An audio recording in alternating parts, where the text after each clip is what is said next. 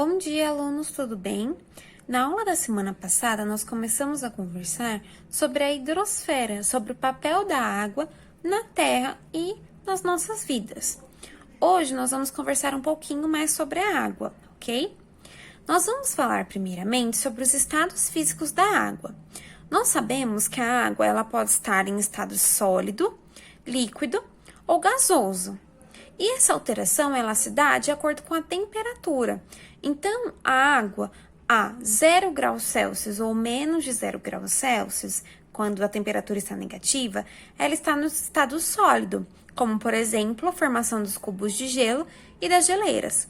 Se eu tenho uma temperatura de 0 graus Celsius a 99 graus Celsius, eu tenho a água no estado líquido, que é aquela água que a gente consegue observar através da torneira, por exemplo, e água que a gente também utiliza para consumo, tá?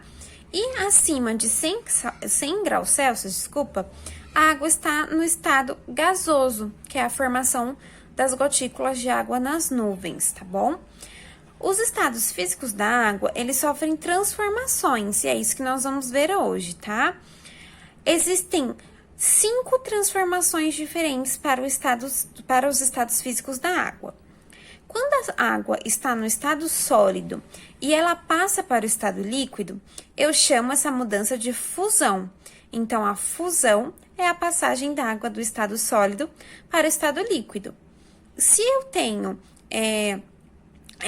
essa fusão acontecendo, significa que eu aumentei a minha temperatura, certo? Porque a água saiu do estado sólido, foi para o estado líquido. Se a água está no estado líquido e ela vai para o estado gasoso, se eu continuo aumentando minha temperatura, eu tenho um processo chamado de vaporização, que é a água em estado de vapor, estado gasoso, ok? Se eu tenho a água no estado gasoso e ela passa para o estado líquido, significa que eu diminuí essa temperatura. E eu tenho um processo chamado de liquefação, ou também conhecido como condensação, tá? Se a água está no estado líquido e ela passa para o estado sólido, eu tenho aí a solidificação, que é a minha diminuição da temperatura, deixando a água no estado sólido. Se eu tenho a passagem do estado sólido diretamente para o estado gasoso, sem passar pela fase de líquido, eu tenho um processo que eu chamo de sublimação, tá? Então, são 5 processos aí de mudança de estado físico da água, tá? Então, a fusão, vaporização, liquefação, ou também conhecida como condensação, solidificação e a sublimação. A água, ela é um recurso renovável, tá? Ela é um recurso renovável e nós vamos aprender por que a água é considerada um recurso renovável. Aqui eu trouxe para vocês as etapas do ciclo hidrológico. Existem 5 etapas principais. Então, nós vamos começar aqui pela condensação. A condensação é a passagem da água do estado gasoso para o estado líquido, certo? Eu tenho aqui a condensação, que é a minha formação das nuvens. Eu tenho a minha precipitação, que é essa água líquida que vai cair aqui na região de lagos, de rios, de vegetação, na forma de chuva. Então, esse processo eu chamo de precipitação, tá? Isso é a forma da água dos céus vinda para a terra. E existem 3 processos que vão fazer com que a água retorne para as nuvens. Eu tenho a transpiração, principalmente dos vegetais, que vão retornar a água, vão liberar essa água para as nuvens, para o estado gasoso. Eu tenho a infiltração dessa água do solo para regiões de rios e lagos. E eu tenho a evaporação desses rios e desses lagos. Então, aqui eu tenho as 5 etapas principais do ciclo hidrológico, e aqui eu tenho a formação de precipitação e evaporação da água, ok? Então, condensação, precipitação, transpiração, infiltração e evaporação são as 5 etapas principais do ciclo hidrológico, que é onde eu tenho o retorno da água para a forma de nuvem, e eu tenho a chuva, que é o retorno dessa água para a terra, ok? A água, ela apresenta propriedades significativas e importantes que nós precisamos conhecer. Nós falamos na última aula que a água ela é responsável pela regulação do metabolismo dos seres vivos. Então, todos os seres vivos têm uma porcentagem de água no seu organismo que vai fazer a regulação de temperatura, a fabricação de proteínas, de enzimas. Então, a água é muito importante para regular esse metabolismo e fazer com que o nosso organismo funcione da maneira correta, ok? Além disso, a água tem uma alta capacidade térmica. O que significa isso? Que ela não muda a sua temperatura facilmente, tá? Então, a gente consegue ter aí um manuseio da água sem sofrer certos danos, porque ela tem uma grande capacidade térmica. A água também tem uma propriedade chamada de coesão. O que seria isso? Significa que ela resiste à separação. É muito difícil da gente conseguir separar uma gotícula única de água, ok?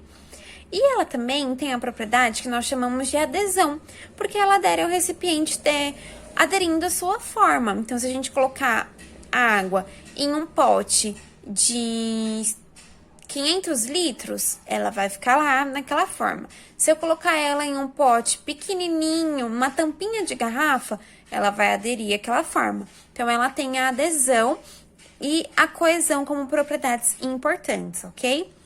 Além disso, a água tem 3 características muito importantes que nós devemos saber. Ela é incolor, insípida e inodora. O que significa isso? Incolor significa que ela não tem cor. O in significa não, ok? Insípida significa que ela não tem gosto, a água não tem um sabor, ok? Diferente do suco, do refrigerante, da bebida alcoólica, a água, ela não tem gosto, tudo bem? E ela também é inodora. O que significa isso? Que a água, ela não tem um cheiro, tá? Diferente do chocolate, do café, do miojo, a água, ela não tem cheiro. Então, tem aí essas 3 propriedades importantes da água, que é ser incolor, insípida e inodora, ok? Bom, pessoal, vou deixar para vocês fazerem os exercícios da página 311 e 313. Na página 313, vocês vão fazer um experimento. E eu vou falar para vocês qual é esse experimento, vou ler com vocês, e vocês vão me enviar o gabarito, eu vou enviar para vocês, perdão, o gabarito no dia 20/7, tá bom? Vamos lá, na página 313. Tensão superficial da água.